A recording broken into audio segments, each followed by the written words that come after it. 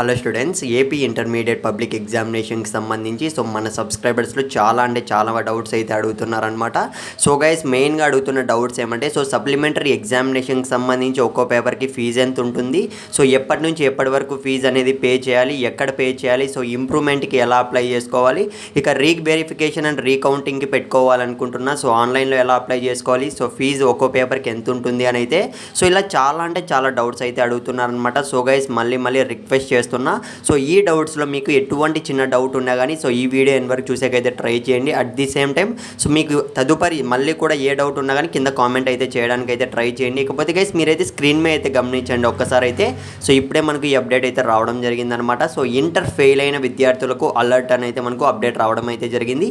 మెయిన్గా చాలామంది స్టూడెంట్స్లో ఉన్న డౌట్ ఏమంటే సప్లిమెంటరీ ఎగ్జామినేషన్కి సంబంధించి ఎక్కడ అప్లై చేయాలని అయితే అడుగుతున్నారు.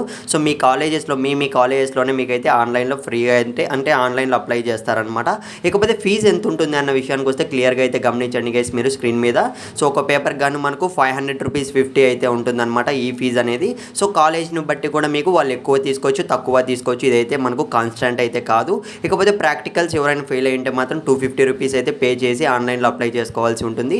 ఇకపోతే చాలామంది స్టూడెంట్స్ అయితే ఇంప్రూవ్మెంట్కి అయితే అప్లై చేయాలనుకుంటున్నామని అయితే చెప్పారు. దానికి సంబంధించి ఫీజు ఎంత ఉంటుందంటే దానికి కూడా మనకు 550 రూపీస్ అయితే ఉంటుంది. మీరు స్క్రీన్ మీద అయితే గమనిస్తున్నారు కదా. ఇకపోతే చాలామంది స్టూడెంట్స్ అయితే రీకౌంటింగ్ అయితే పెట్టుకోవాలనుకుంటున్నాం అంటున్నారు. 260 రూపీస్ పర్ పేపర్ అయితే ఉంటుంది గైస్. కాకపోతే ఎప్పటి నుంచి అప్లై చేయాలి, ఆన్లైన్లో ఎలా అప్లై చేయాలో కూడా నేను ఒకవేళ వస్తే మాత్రం నేనైతే వీడియో అయితే చేసి పెడతాను. 18th నుంచి 24th వరకు అయితే రెడీగా ఉండండి. వీడియో లైక్ చేయడం మర్చిపోకండి గైస్ ప్లీజ్.